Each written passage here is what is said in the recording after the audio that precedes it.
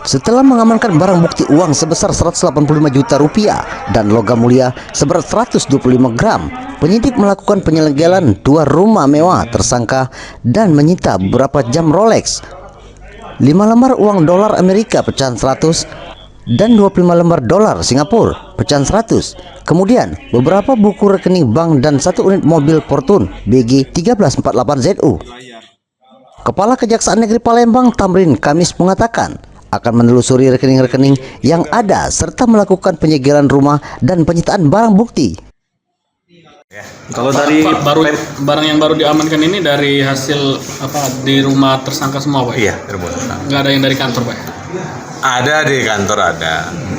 Di 2 lokasi, Pak. Ya. Yang di Tanjung Barangan. Tiga lokasi dong. Oh, yang di Tanjung Barangan sudah diperiksa juga, Pak?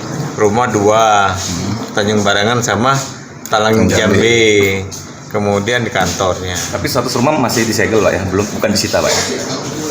Untuk penyitaan barang yang tidak bergerak itu harus izin dulu kepada pengadilan, baru kita melakukan penyitaan.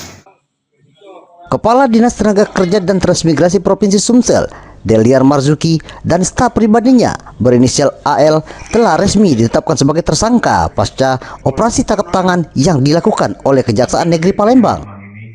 Modus yang dilakukan oleh tersangka Deliar Marzuki selaku Kadisnaker Trans Sumsel yaitu menerima gratifikasi dan pemerasan dalam penertiban surat keterangan layak K3 pada sejumlah perusahaan. Dari Palembang, Guntur Ainus melaporkan.